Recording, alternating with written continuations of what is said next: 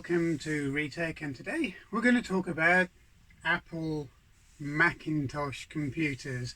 Now I've got quite a few Apple Macintosh computers, and they range from the original Mac all the way through to the Macintosh Plus, the Macintosh SE and the Macintosh Classic. Now I've got my original Macintosh, which is being repaired at the moment because it has a fault, but basically these two are fully working, and these two have been really reliable machines. Now the Macintosh Classic, it comes in a few different varieties, from the basic floppy drive driven machine through to the one with a hard disk, etc. But that's not the machine I'm going to be talking about today. Now today I'm going to be talking about the Macintosh SE. Now the Macintosh SE looks very different to the Mac Classic, but it was out prior to the Mac Classic, and not a lot of people kind of realize that when they have a look at the actual machine, because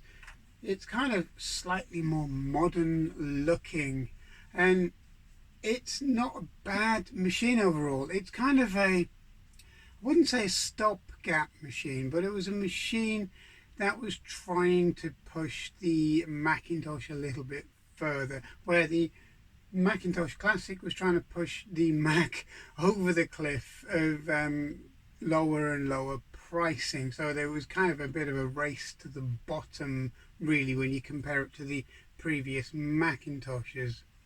Now this Mac SE is okay. It's got a Macally keyboard and mouse, which is quite nice. I've also got obviously the original single button alien mouse, as people used to call it, for people with only one finger, etc. And obviously standard Macintosh mice. But I like this Macally keyboard, and the strangest thing is that this was one of the first Macintoshes that were offered without a keyboard.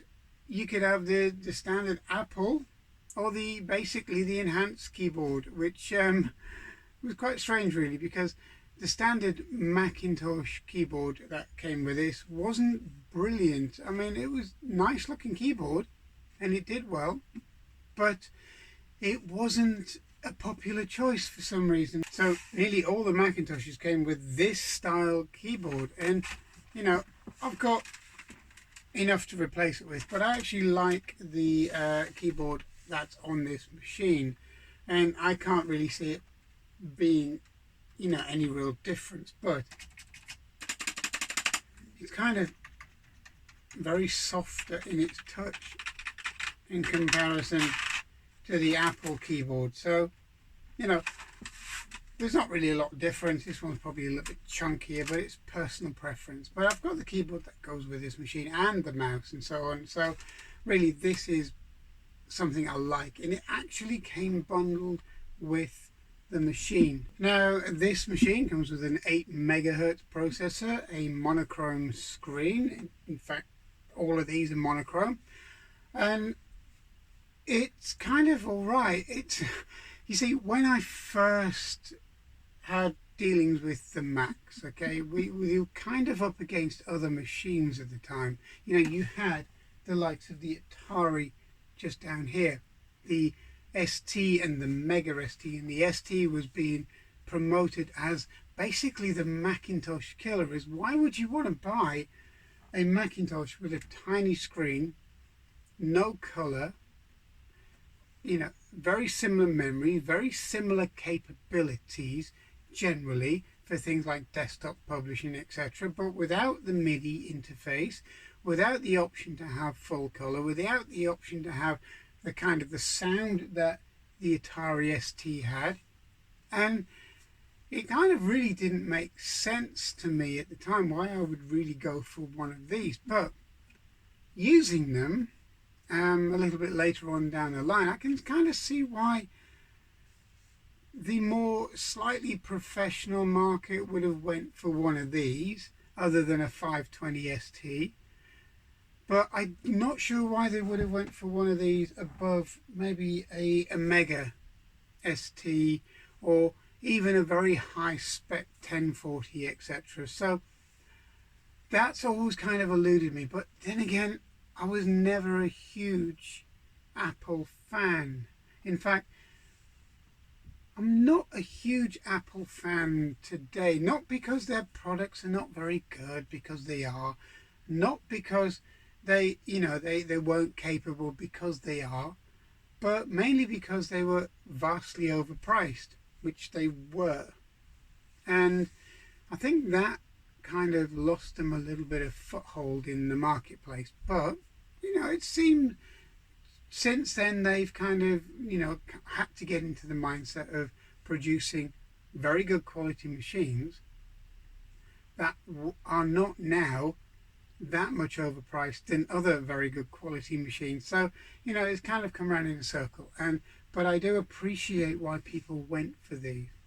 The screen on these machines, when they're in really good condition even now, are very, very clear, and they're very good for desktop publishing because they are very crisp and clear. And I think that's one of the biggest advantages of these. Now, this ST comes with 1 meg of memory, 8 megahertz processor, 2 different style keyboards depending on which one you chose at the time, and it comes with a 20 meg hard drive and also a floppy disk drive, 800K floppy disk drive.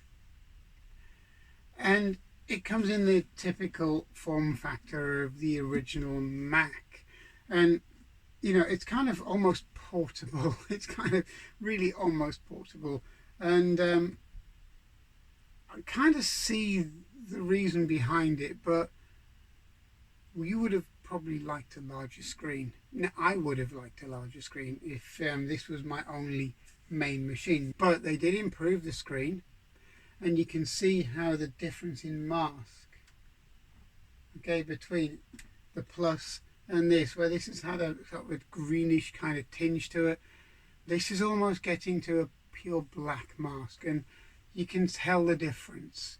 You can tell that this isn't as reflective as this one. My reflection in here is a lot stronger than this one, and the Classic is even a lot less of a reflection than this one. So they did improve the screens very slightly, only I think on the mask, but at the end of the day it was an improvement.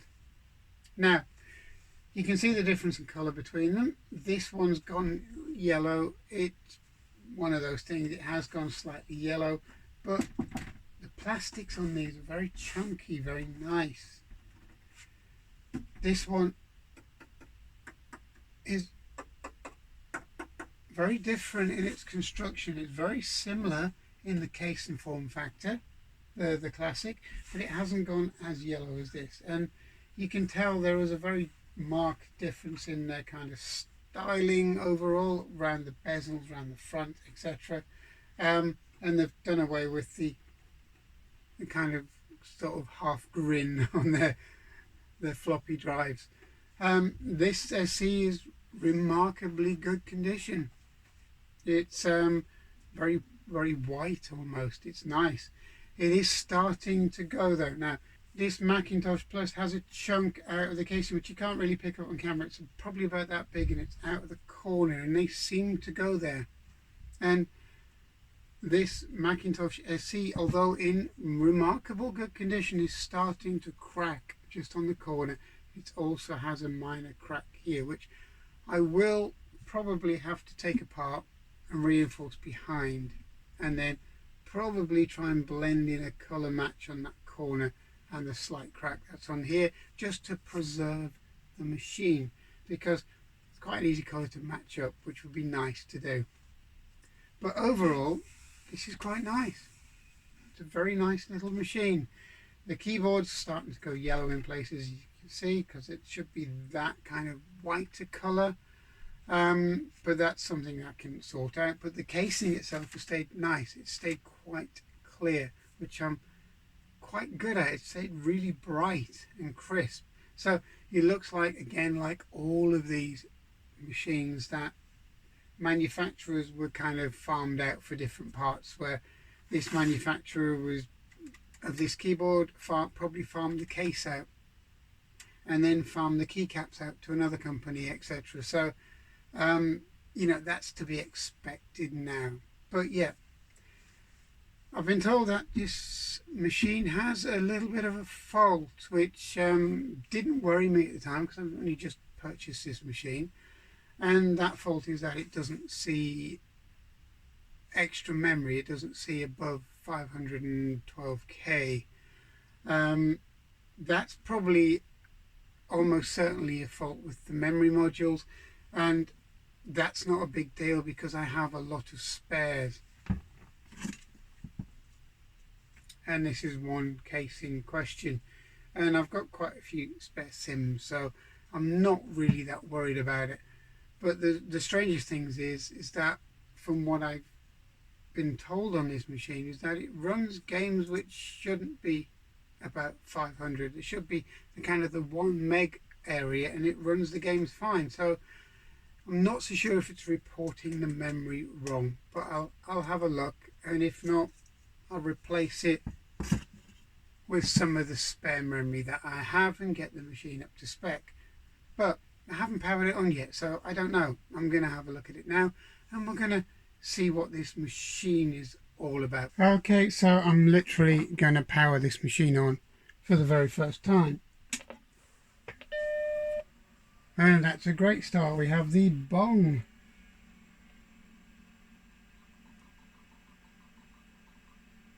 That's nice and bright.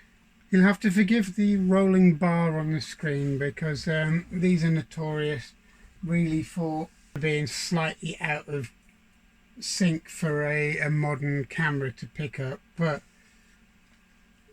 this screen is incredibly bright. I mean, it's so crystal clear. The fonts are very, very small but massively readable, and that's a big step up when you compare that to the fonts on a high-res Atari ST. Even on their black and white high-res monitor, this is much, much clearer. It does carry a lot of background noise from the internals, as you can hear, but then that's not unexpected from kind of machines from this era, and you can probably see that the crack that I was telling you about there. Okay, so I've a little bit closer in on the screen so you can see what I mean, and the mouse is amazingly responsive. This Macally mouse is really nice. You'd actually think it was an optical mouse by the response from it, so I'm going to keep this setup with this machine because it's one of the nicest mice I've actually used with a Macintosh computer. So let's have a look, see what we can do. Okay, so there we go. There's the total memory, 512K. Now that's exactly what I was told. 512K was on this machine. So we literally have half the memory really being recognized, but because everything's paired up in this machine, I'm not that worried about it. It's something that I will sort out. Okay, so everything else though seems to be okay. So let's see what else we've got in here. So we just got the basic setup for the Macintosh SE. You know, erase disk, set startup, restart, shutdown, view by icons, name, date, size, and by kind. You know, copy, paste, show clipboard, and then new folders, get info, etc. So nothing massively untoward, but basically, if you have a quick look at the control panel as well, you can see what's going on. So we've got general desktop pattern, keyboard, rate of cursor blinking, menu blanking, speaker volume, so you can whack the volume up and down. Mouse, you've got mouse tracking, whether you want it to track on the tail, etc., and how fast. Startup device, how to set it, whether it's going to be. It's all standard fare, which is good. And it's got a few games on here, which I was kind of thinking that some of these would struggle to run in half a meg. So let's have a look at Load Runner. Maybe not. Maybe this is going to be a half-made game, but we'll have a look and then we can find out what it really looks like. So as you can see here, it's quite high-res graphics if you're looking at the characters, which is nice. So if we go to game, like options first, use it on the mouse, game, start game,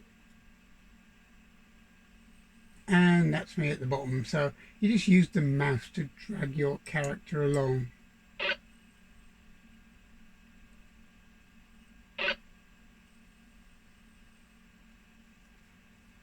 Which can be a bit of a pain when you run out of disk space, but there you go. And it's kind of really smooth, to be honest.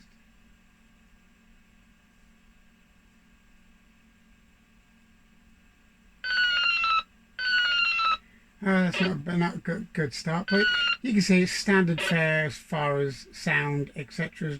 on the Macintosh. And it runs really well. And it's got a very bright screen. It's got a very nice screen on this. As I say, it's one of the nicest screens I've got on most of a Macintosh, because the white is pure white. And it's really steady. It's pretty much centered in its bezel as well, which is good, because they tend to kind of wander off center and need adjusting. And other than that, it seems like a really decent machine.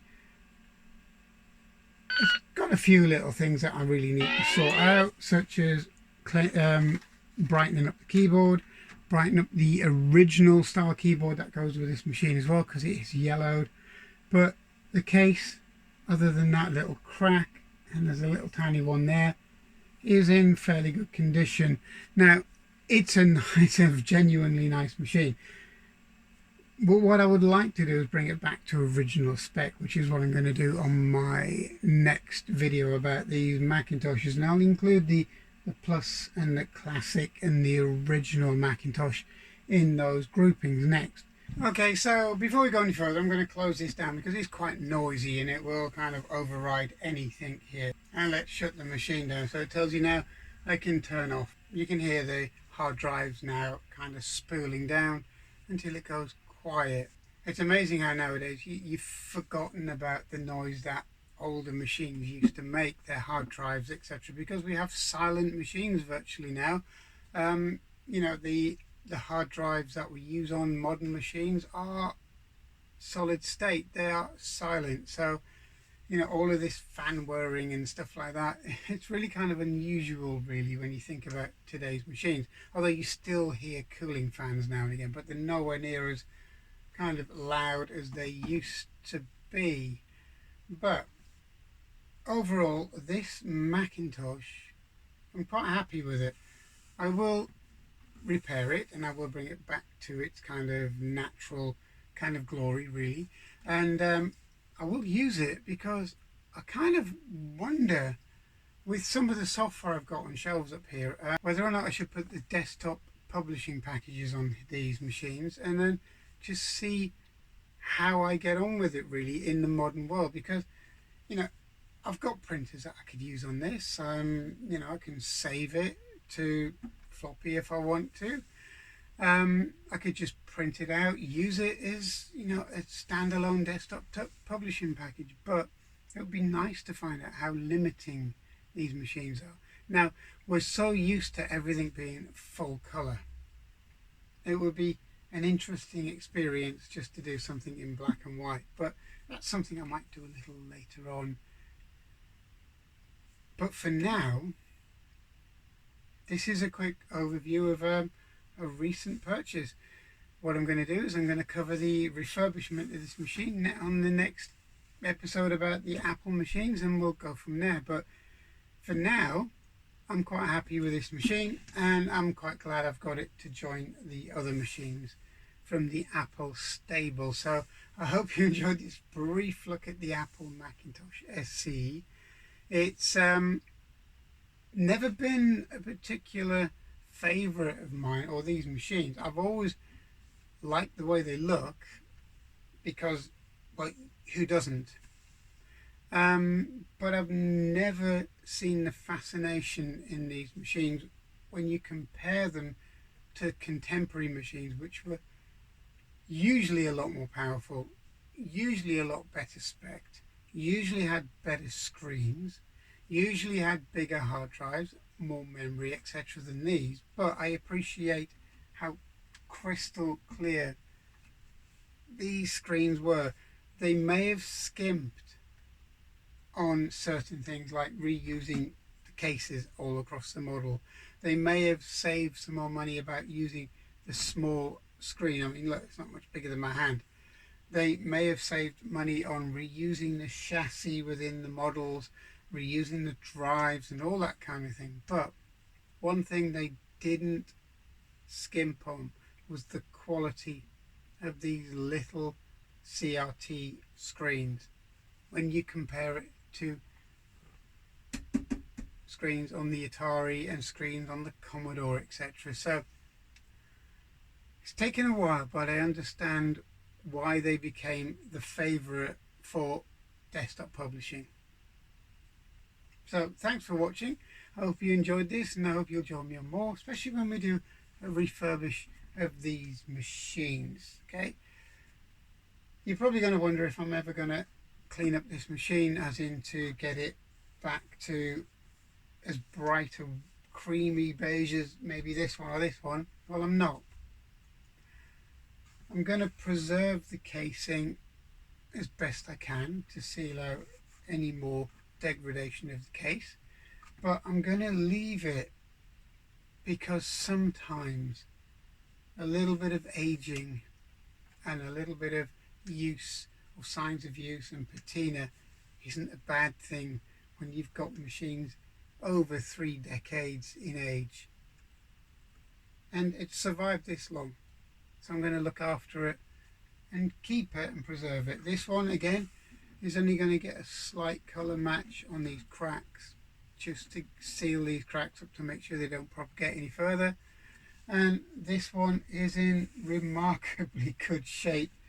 It really hasn't massively yellowed, so the keyboard and the machine are roughly the same colour, and if they have yellowed a lot, they've done it in unison and uniform, so I'm going to leave these well alone as well.